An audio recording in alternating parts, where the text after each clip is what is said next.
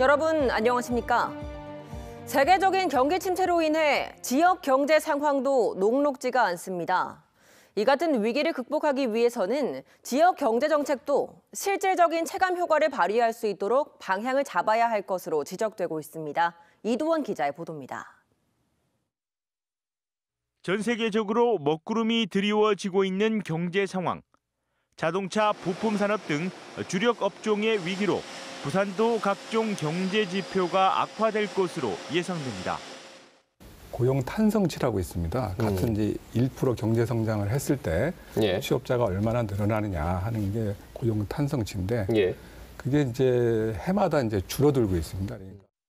이런 상황에서 부산시도 경제 위기를 극복하기 위한 다양한 정책을 시행하고 있지만 실제로 현장에서는 체감이 어려운 게 현실입니다. 부산시라든지 노동청에서 이런 부분에 대해서 좀 면밀하게 이게 매출을 올릴 수 있는 방법으로 써야 되는데 지금 부산시라든지 청에서는 그런 부분이 전혀 준비가 안 되더라고 보니까. 이 때문에 경제 지표에만 의존하지 말고 지역 자영업을 비롯해 현장의 목소리가 전해지도록 정확한 실태 파악을 하는 것이 우선이라는 지적이 나옵니다. 이를 바탕으로 지자체와 지역기관의 협력을 통해 부산만의 특화된 지원 전략을 마련해야 한다는 겁니다.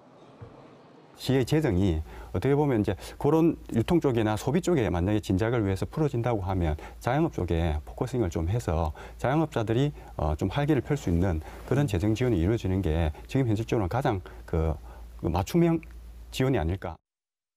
또 지역 경제 정책이 오락가락하지 않도록 지속적이고 장기적인 관점에서 시행돼야 합니다.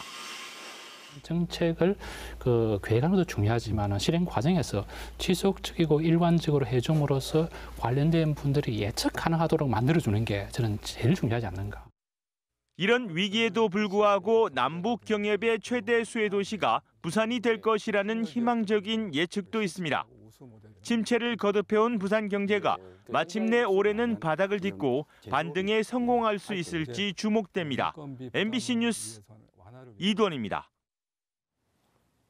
주말인 오늘 부산은 맑은 날씨 속에 아침 기온이 영하 2.6도까지 떨어지면서 반짝 추위를 보였습니다. 일요일인 내일도 최저 기온이 영하 2도까지 내려가겠지만 낮부터는 수온주가 빠르게 올라 최고 기온이 10도 안팎을 기록할 것으로 보여 비교적 포근한 날씨를 회복할 전망입니다. 한편 부산 지역에는 건조경보가 내려진 가운데 대기가 매우 메마른 상태가 이어지고 있어서 산불 등 화재 예방에 각별한 주의가 필요합니다.